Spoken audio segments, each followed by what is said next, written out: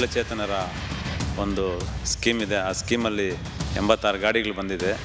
ಆ 86 ಗಾಡಿಗಳನ್ನ ವಿತರಣೆ ಮಾಡದೆ ಅಲ್ಲೇ ಶೆಡ್ಡಲ್ಲಿ ಹಾಕಿ ಅದು ತುಕ್ಕುಡಿಯೋ ಥರ ಮಾಡಿದ್ದಾರೆ.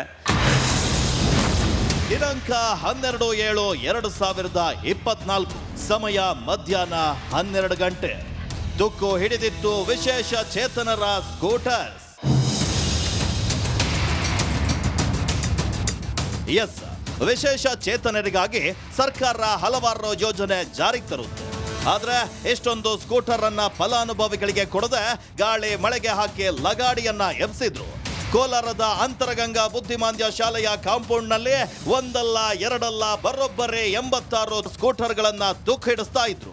ಜಿಲ್ಲೆಯ ಅಷ್ಟು ತಾಲೂಕಿನ ವಿಶೇಷ ಚೇತನರಿಗೆ ಹಂಚಿಕೆ ಮಾಡೋಕೆ ನಿಮಗೆ ಬಂದಿರೋದಾದ್ರೂ ಏನು ಅಂತ ಸೂಪರ್ 3ಯಲ್ಲಿ ಗರಂ ಆಗಿಯೇ ವರದಿಯನ್ನ ಪ್ರಸಾರ ಮಾಡಿದ್ರು. ಅಕ್ರಮ್ ಪಾಷಾ ಅವರು, ಇದು ನಿಮ್ಮ ಗಮನಕ್ಕೆ. ಓರ್ವ ಜಿಲ್ಲಾಧಿಕಾರಿ, ನಮ್ಮ ಪ್ರಕಾರ ಒಂದು ಜಿಲ್ಲೆಯ ಮುಖ್ಯಮಂತ್ರಿಯಷ್ಟು ಪವರ್ ಇದೆ. 1 ರೂಪಾಯಿ ಹೋಗಬೇಕಾದ್ರೂ ಕೂಡ ಅವರ ಮುಖಾಂತರ ಹೋಗಿರಬೇಕು. ಇದು ಯಾರ ದುಡ್ಡು? ಇದನ್ನು ಯಾಕೆ ಹಾಳು ಮಾಡ್ತಾ ಇದ್ದೀರಿ? ಯಾಕೆ ಅಲ್ಲಿ ನಿಲ್ಲಿಸಿದ್ದೀರಿ? ಈಗ ಮಳೆ ಬರೋದಕ್ಕೆ ಶುರುವಾಗಿದೆ, ಆಮೇಲೆ ಅಲ್ಲಿ ಧೂಳು ಮತ್ತೊಂದು ಮಗದೊಂದು, ಅದನ್ನು ಹಾಳು ಮಾಡಬೇಕು ಅಂತಿದ್ರೆ ಅದಕ್ಕಿಂತ ಮೊದಲು ಕೊಟ್ಟುಬಿಡಿ. ನಿಮ್ಮ ಈ ಉಡಾಫೆ ಉತ್ತರಗಳು ಬೇಕಾಗಿಲ್ಲ. ವರದಿ ಪ್ರಸಾರ ಆದ 6 ತಾಸಲ್ಲೇ ಸಂಬಂಧಪಟ್ಟ ಅಧಿಕಾರಿಗಳು ಫುಲ್ ಅಲರ್ಟ್ ಆಗಿದ್ರು. ನಮ್ಮ ಪ್ರತಿನಿಧಿಗೆ ಮಾಹಿತಿಯನ್ನು ನೀಡದೆ ಎದ್ನೋ ಬಿದ್ನ ಅಂತ ಅಂತರಗಂಗಾ ಬುದ್ಧಿಮಾಂದ್ಯ ಶಾಲೆಗೆ ದೌಡಾಯಿಸಿ ಬಂದ್ರು. ದೃಶ್ಯ 1, ಸ್ಕೂಟರ್ಗಳಿಗೆ ಟಾರ್ಪಲ್ ಹೊದಿಕೆ. ಓಡೋಡಿ ಬಂದ ಅಧಿಕಾರಿಗಳು ಟಾರ್ಪಲ್ ಅನ್ನ ಹೊದಿಸಿದ್ರು. ವಿಶೇಷ ಚೇತನರ ಸ್ಕೂಟರ್ಗಳಿಗೆ ಟಾರ್ಪಲ್ ಹೊದಿಸಿ ಗಾಳಿ ಮಳೆಯಿಂದ ರಕ್ಷಿಸಿದ್ರು.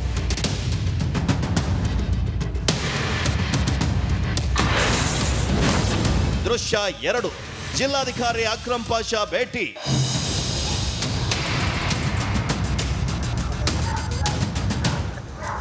ಸೂಪರ್ 3ಯಲ್ಲಿ ಸದ್ದಾಗ್ತಾ ಇದ್ದಂತೆ ಕೋಲಾರ ಜಿಲ್ಲಾಧಿಕಾರಿ ಅಕ್ರಮ್ ಪಾಷಾ ಕೂಡ ಸ್ಕೂಟರ್ಗಳ ಸ್ಥಿತಿಗತಿಯ ಬಗ್ಗೆ ತಿಳಿಯಲು ಆಗಮಿಸಿದ್ರು. ಶಾಲಾ ಆವರಣದಲ್ಲಿದ್ದ ಸ್ಕೂಟರ್ಗಳ ಮಾಹಿತಿಯನ್ನ ಕೂಡ ಪಡೆದ್ರು.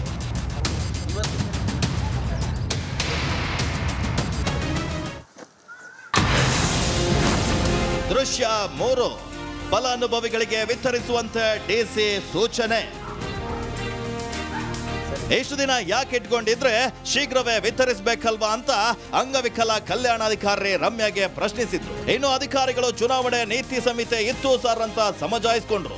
ಆಯಾ ತಾಲೂಕುಗಳಿಗೆ ಸ್ಕೂಟರ್ ನೀಡಿ 1 ವಾರದೊಳಗೆ ಶಾಸಕರ ಕಚೇರಿಯ ಮುಂದೆ ಕಾರ್ಯಕ್ರಮ ಮಾಡಿ ಫಲಾನುಭವಿಗಳಿಗೆ ವಿತರಿಸಿ ಅಂತ ಸೂಚನೆಯನ್ನ ಕೂಡ ನೀಡಿದ್ರು. 1 ವಾರದಲ್ಲಿ ಅದೇ ಈಗ ಎಲ್ಲ ಫಿಟ್ ರೆಡಿ ಆಗಿದೆ.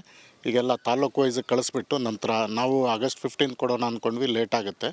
ಸೊ ಅದಕ್ಕೆ ಸಾಧ್ಯವಾದಷ್ಟು ಮಟ್ಟಿಗೆ ಬೇಗನೆ ಕಳಿಸೋಣ ಅನ್ನೋ ಒಂದು ದೃಷ್ಟಿಯಿಂದ ಇವತ್ತು ನಾಳೆ ಎಲ್ಲ ತಾಲೂಕುಗಳಿಗೆ ಕಳಿಸ್ಬಿಟ್ಟು ಈ ವಾರದಲ್ಲಿ ಕಂಪ್ಲೀಟ್ ಮಾಡಿಸ್ತೀವಿ. ದೃಶ್ಯ 4, ಸ್ಕೂಟರ್ಗಳಿಗೆ ಎಕ್ಸ್ಟ್ರಾ ಫಿಟ್ಟಿಂಗ್. ಸ್ಕೂಟರ್ಗಳನ್ನ ಖರೀದಿಸಿ ಯಾವುದೇ ಬಿಡಿ ಭಾಗಗಳನ್ನ ಫಿಟ್ಟಿಂಗ್ ಮಾಡಿರಲಿಲ್ಲ. ಕೂಡಲೇ ಮೆಕ್ಯಾನಿಕ್ ಹುಡುಗರನ್ನ ಕರೆಸಿ ಸ್ಕೂಟರ್ಗಳಿಗೆ ಎಕ್ಸ್ಟ್ರಾ ಫಿಟ್ಟಿಂಗ್ ಅನ್ನ ಕೂಡ ಮಾಡಲಾಯಿತು.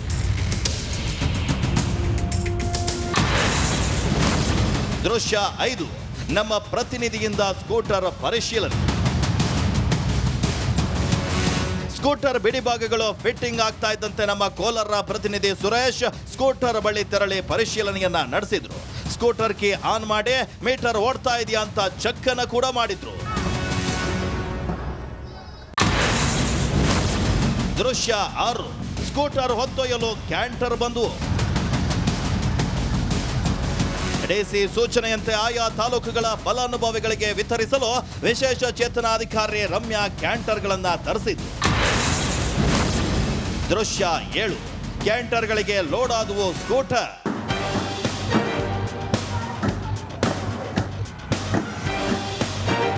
ಕ್ಯಾಂಟರ್ ಎಂಟ್ರಿ ಆಗ್ತಾ ಇದ್ದಂತೆ ಸ್ಕೂಟರ್ಗಳನ್ನ ಯಾವುದೇ ಡ್ಯಾಮೇಜ್ ಆಗದಂತೆ ಹುಷಾರಾಗಿ ಲೋಡ್ ಮಾಡಲಾಯಿತು.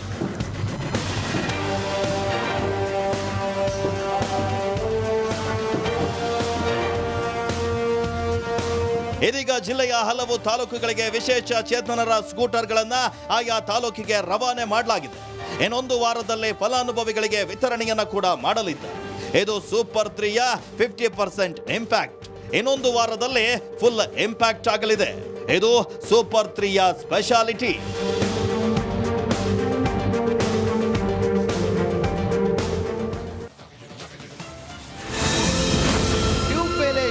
ಮಕ್ಕಳ ಪ್ರಯಾಣ. ಈ ವಟನು ಅಧಿಕಾರಿ ಯಾರು ಬಂದಿಲ್ರಿ, ಓಟಿಗೆ ಅಟ್ ಬರ್ತಾರ್ರಿ.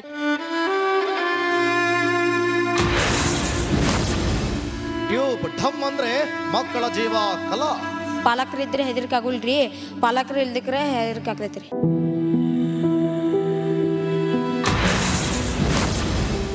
ಜೀವ ಕೈಯಲ್ಲಿ ಹಿಡಿದು ಕೆರೆ ದಾಟುವ ಮಕ್ಕಳು. ದಿನ ಶಾಲೆ ಮಕ್ಕಳು ನಾವು ಕರ್ಕೊಂಡು ಹೋಗೋದು ಕರ್ಕೊಂಡ್ ಬರೋದು. ನೀರ ಭಾಳ ಆಳೈತ್ರಿ.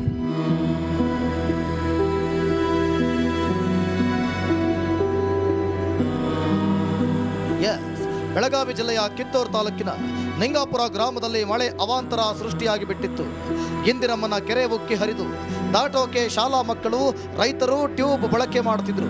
ಬೆಳಗ್ಗೆ ಸೂಪರ್ 3ಯಲ್ಲಿ ಗರಂ ಆಗಿಯೇ ವರದಿ ಪ್ರಸಾರ ಮಾಡಿದ್ವಿ. ಇಲ್ಲಿಯ ನಾಯಕರುಗಳೇನು ಹೇಳ್ತಾರೆ ಗೊತ್ತಾ, ನಮಗೆ ಪ್ರತ್ಯೇಕ ರಾಜ್ಯ ಕೊಡಿ.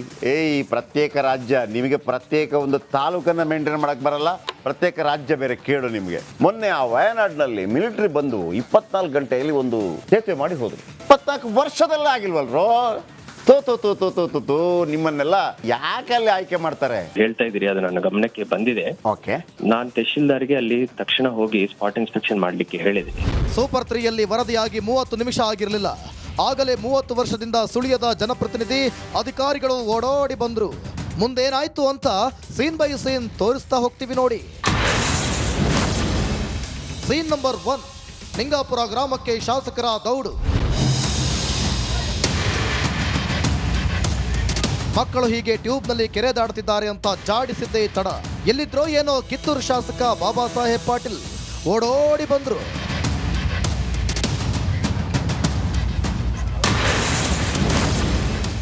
ಸೀನ್ ನಂಬರ್ 2, ಗ್ರಾಮಸ್ಥರಿಂದ ಮಾಹಿತಿ ಪಡೆದ ಶಾಸಕರು.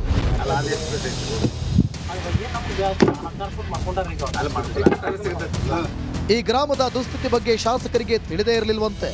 ಗ್ರಾಮಸ್ಥರೇ ತಮ್ಮ ಪರಿಸ್ಥಿತಿ ಬಗ್ಗೆ ತಿಳಿಸಿದ್ರು.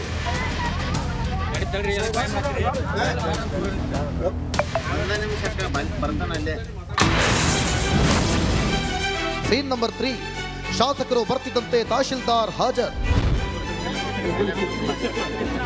ಶಾಸಕ ಬಾಬಾ ಸಾಹೇಬ್ ಬರ್ತಿದ್ದಾರೆ ಅಂತ ಮಾಹಿತಿ ತಿಳಿಯಿತು. ಆಗಲೇ ತಹಶೀಲ್ದಾರ್ ರವೀಂದ್ರ ಹಾದಿಮನಿ ಹಾಜರಾಗಿದ್ರು. ಸೀನ್ ನಂಬರ್ 4, ತಹಶೀಲ್ದಾರ್ ಜೊತೆ ಶಾಸಕರ ಚರ್ಚೆ. ಇನ್ನು ಕಿರು ಸೇತುವೆ ಮಾಡಬೇಕು ಅಥವಾ ಬ್ರಿಡ್ಜ್ ಕಮ್ ಬ್ಯಾರೇಜ್ ಮಾಡಬೇಕು ಅಂತ ತಹಶೀಲ್ದಾರ್ ಜೊತೆ ಶಾಸಕರು ಚರ್ಚಿಸಿದ್ರು.